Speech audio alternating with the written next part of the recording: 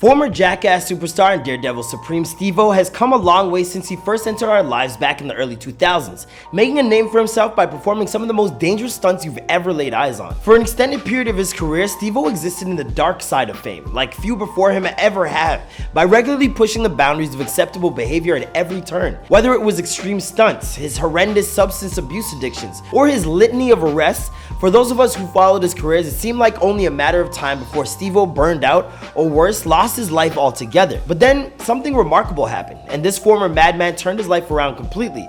So today I hope you'll join us as we discover how Steve-O managed to overcome his demons in our newest episode of The Dark Side of Fame.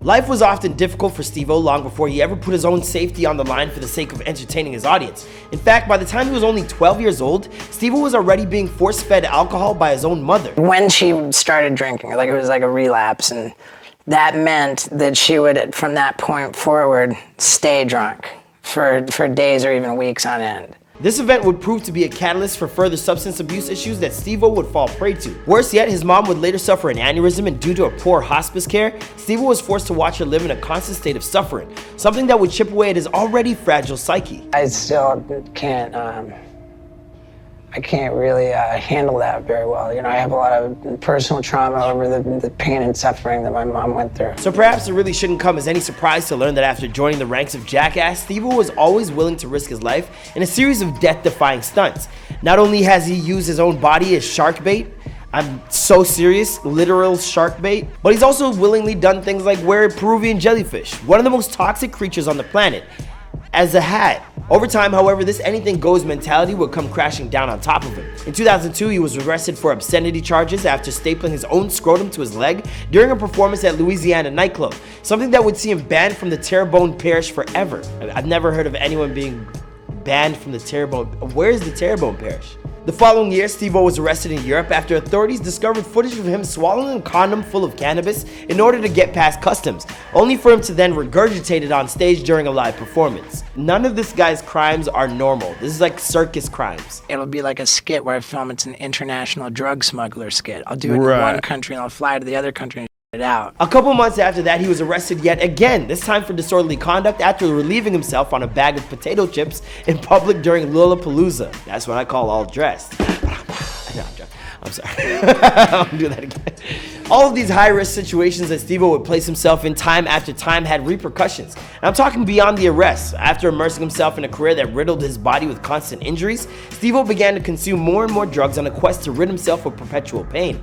It all began with the worst injury of his life, which, believe it or not, actually happened before Jackass. Back in 1995, Steve-O was attending a massive keg party at the University of Miami, and that's where he decided to kick the celebration into overdrive by diving headfirst off a balcony. The end result?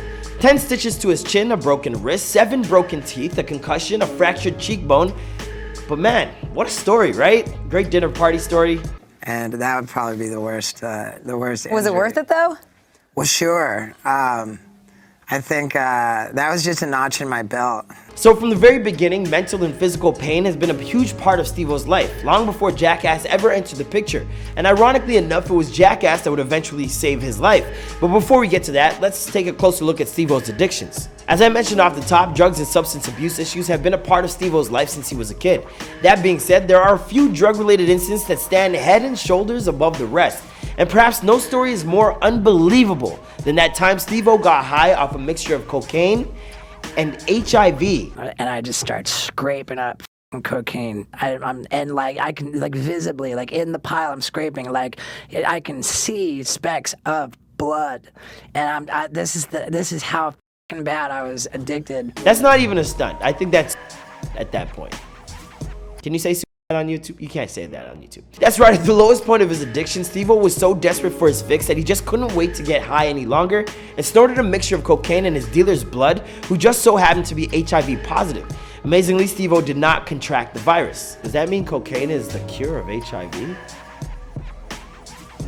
Charlie Sheen was onto something. Despite the insanity of that tale, it's just a taste of Steve-O's drug-riddled adventures. For instance, there was that another time when he ran into Mike Tyson at a party, and they proceeded to lock themselves in a bathroom to snort coke for 3 hours straight. We're in the house like not even a second, and he says, "You got any coke?" And I said, "Yeah, I do. I said, yeah, I do. Not only do I have coke, I have a bunch." Snorting coke for 3 hours straight with Mike Tyson feels like you were bullied to do so. I mean, eventually Steve-O's drug problem got so bad that he wound up going on a 4-day bender where he did nothing but snort cocaine for 96 hours. Then, instead of going to sleep, Steve-O had the brilliant idea to scuba dive with sharks and proceed to have the worst panic attack of his entire life. What if I couldn't breathe? And all of a sudden, that's all I could think. I can't breathe. And like, even though they were the least scary sharks in existence, I had the scariest panic attack maybe of my life. Things eventually hit a fever pitch when he showed up to the Jackass MTV 24-hour takeover drunk as a skunk. Days later, Steve-O was placed under citizen's arrest after punching holes in the wall of his neighbor's apartment, and he was charged with felony cocaine possession. That's when he finally hit rock bottom and sent an email to his friends suggesting that he was contemplating suicide. I mean, for me, I think cocaine with the HIV, that's rock bottom. Concrete. After receiving this worrisome letter, Steve-O's friends sprung into action. Johnny Knoxville arranged an intervention, and though it took some persuading to get Steve-O to agree, he eventually checked into rehab. After a difficult first few months, he's managed to stay sober ever since, and today Steve-O has been clean for more than 13 years. Come on, let's give it up. You in the audience. Yeah, in the back. Cameraman. It's truly a remarkable turnaround for a man that many thought wouldn't live past his 30s. Of course, because he's sober now doesn't mean that Steve-O's any less crazy. I mean, not only has my man duct taped himself to an LA billboard, all in an effort to promote his most recent comedy special. I've been up on this billboard, duct taped, for an hour and a half now, a little more. It's starting to get kind of sore.